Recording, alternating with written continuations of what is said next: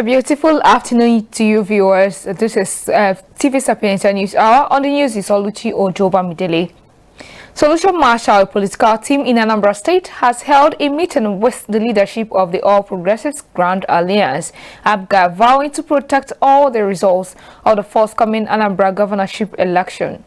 Speaking at the meeting held at Professor Dora Akuini Women's Development Center in Awka, the Deputy Governor Dr. Oyekachukwu Ibezim, who was represented by his senior special assistant on boundary adjustment, Kenechukwu Okoye, said that the group is determined to protect the votes of the electorate in Anambra November 8th governorship election by stopping desperate politicians who are bent on rigging the election.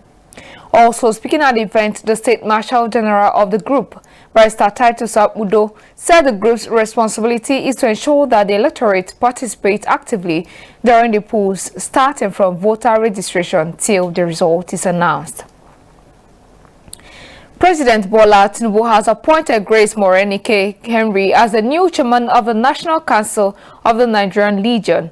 This appointment, approved by President Bola Ahmed Tinubu, marks a significant milestone as Ms. Henry becomes the first female and first non-commissioned officer to assume the leadership of Nigeria's foremost veterans organization.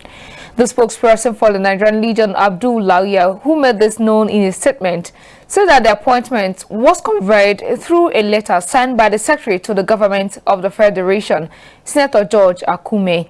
Until her appointment, she was the Director of Corporate Affairs at the Legion Headquarters, Abuja. She also currently serves as the National Coordinator of Female Military Veterans of Nigeria. President Tinubu expressed confidence in her leadership and urged her to deploy her wealth of experience to reposition the Nigerian Legion, an organization that has long served as the voice and support system for the nation's ex-servicemen and women. The chairman of the Presidential Committee on Fiscal Policy and Tax Reforms, Taiwo Oyedele, said that under the new tax laws, Nigerian households earning 250,000 naira or less per month are classified as poor and exempt from paying taxes. Oyedele, whom the president appointed in July 2023 as chairman of the Tax Reform Committee, said this a few hours after President Bola Tinubu assented to 4 new tax bills.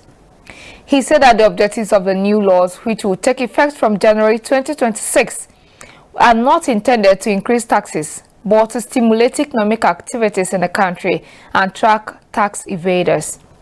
According to him, the new laws would also protect businesses and ensure that the government doesn't tax poverty, adding that the new laws are efficiency-driven, growth-focused, and people-centric. He said nobody earning below 250,000 naira would have to pay taxes because they don't even have enough. The tax chairman maintained that Nigeria currently collects only about 30% of what the country should be receiving in taxes, noting that the objective of the new tax laws is to close the 70% gap. The Inspector General of Police, Kayode Wetokun, has ordered a thorough investigation into the claims made by a retired superintendent of police in a viral video concerning the welfare and retirement benefits of police pensioners. In the widely circulated video, the retired officer, who served in the force for 35 years, reportedly rejected a retirement benefit of 2 million naira, expressing deep frustration over small payouts. He said the Nigerian Police Pension Board recently informed him that his total retirement benefit had been approved as 3 million naira, which includes 1 million naira in arrears, covering the period from October 2023 to date, and 2 million naira as his full terminal benefit. But in a statement on Thursday by the Force Public Relations Officer, Olumuyiwa Adejobi, the IGP directed the NPF Pensions Limited to urgently look into the claims, identify any possible lapses, and ensure appropriate actions are taken to address the issues raised. The IGP stressed that while efforts have been made to improve the police pension system over the years, constructive feedback, such as that highlighted in the viral video, remains crucial in identifying gaps and initiating reforms. IGP Wetokun assured both serving and retired officers along with their families of the force unwavering commitment to improved welfare and a pension system that would honor their years of sacrifice. Two drivers of coaster buses who recently foiled attempts by hoodlums to rob their passengers along Aba-Umuahia axis of Enugu-Port Harcourt Expressway have been rewarded by the president of the Cooperative Motor Union Abia State, Chukwuma Azodo. The drivers were honored for their bravery, vigilance and smart response in the face of life-threatening danger and for taking smart actions that led to the arrest of suspected criminals at an army checkpoint. The incident was said to have happened when two fully loaded coaster buses traveling from Aba to Umuahia were attacked by six armed men who split across both vehicles, posing as genuine passengers. The first driver, noticing suspicious behavior and being threatened at gunpoint, refused to stop at a dangerous location as demanded by one of the suspected criminals, but instead drove faster straight to the Isialangwa military checkpoint on the expressway, where soldiers on duty searched and arrested the suspect. While with communication with the second driver, the remaining suspects in the trailing vehicle were also intercepted, arrested and taken into custody by the military team. Appreciating the drivers' efforts, the president of the Cooperative Union in Abia State gave some cash rewards to the two drivers and granted them special loading rights in the motor park.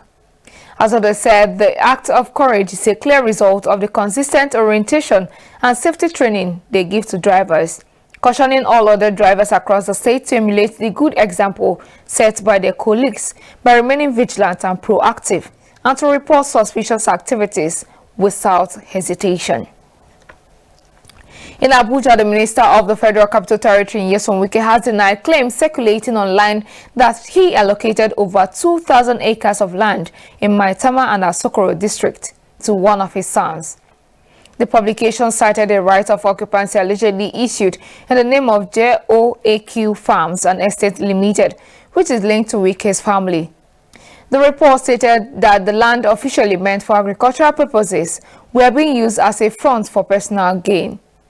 Defending himself, the senior special assistant to the Minister on Public Communications and Social Media, Lere Olayinka, in a press statement issued yesterday, described the publication as another falsehood from the vault of those whose main job is to malign the FCT minister. Olayinka said not even a single plot of land has been allocated to any of the minister's children, dismissing the allegations as the handwork of quack journalists who lacked basic training in journalism. He also accused the publisher of attempting to defame the FCT minister, adding that Wike and his family are within their rights to own lands anywhere in the FCT, provided they meet all necessary conditions. Still in Abuja, the Joint Union Action Committee of the Federal Capital Territory Administration has declared a 3-day protest beginning Monday, June 30, 2025. The protest is as a result of the blatant refusal of the FCT Minister Nyesom Wike to address long-standing issues affecting staff welfare and rights. The president of the committee, Rikatu Lotia, in a statement on Thursday, directed all members and affiliate unions across the Federal Capital Territory Administration to mobilize and gather at the minister's main gate in Area 2, Gariki, by 7 a.m. each day of the protest.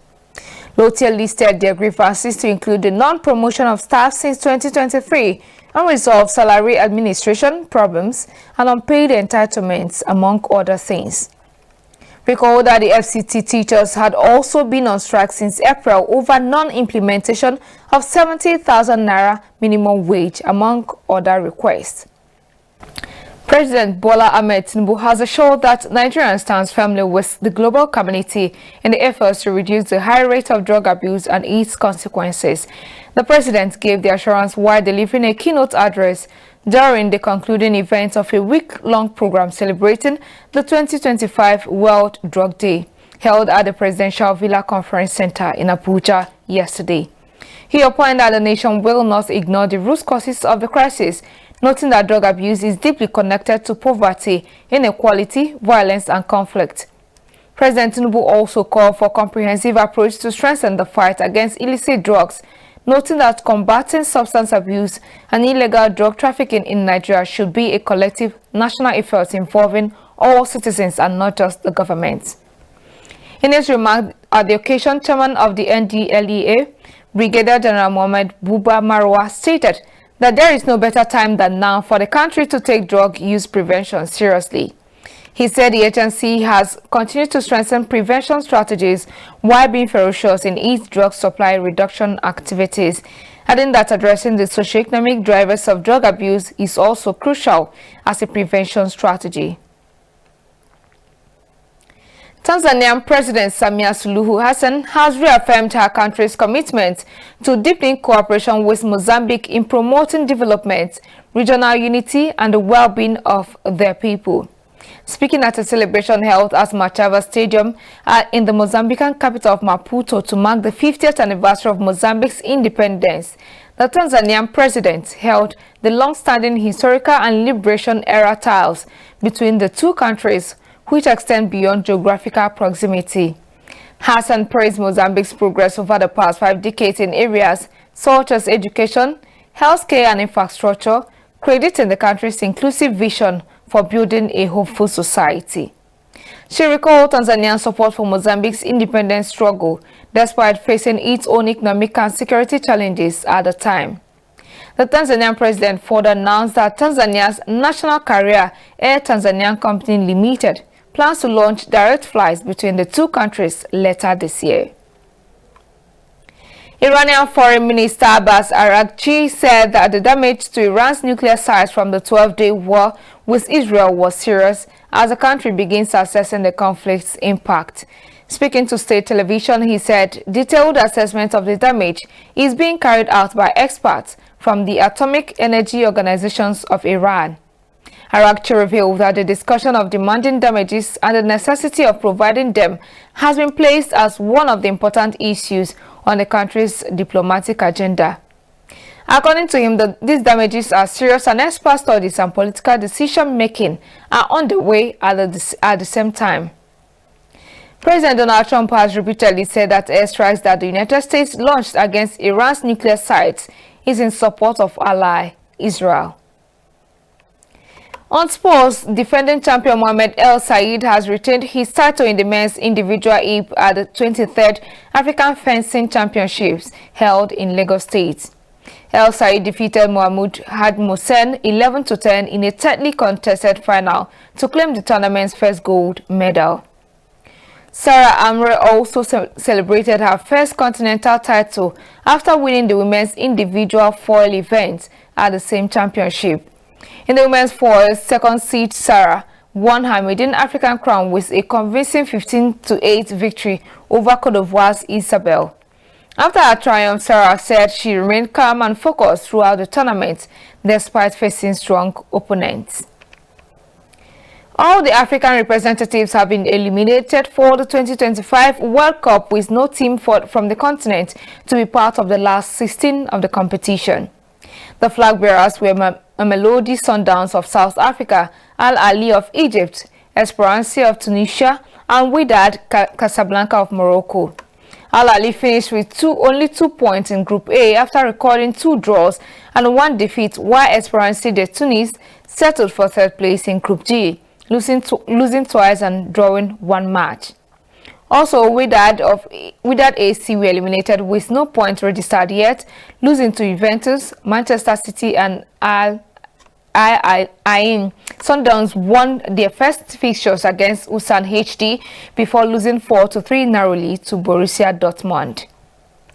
And to end the news, here are the major news headlines for today. President Bola Ahmed Tinubu has assured that Nigeria stands firmly with the global community in the efforts to reduce the high rate of drug abuse and its consequences. Iranian Foreign Minister Abbas Araghchi said that the damage to Iran's nuclear sites from the 12-day war with Israel was serious as the country begins assessing the conflict's impact. Defending champion Mohamed El Said has retained his title in the men's individual at the 23rd African Fencing Championships held in Chatham House, Lagos State. And that was the Sapientia News at 1. On behalf of the technical and editorial crew, I am Oluchi Ojobamdele. We are pleased to have you here on TV Sapientia. Do have a beautiful Friday afternoon.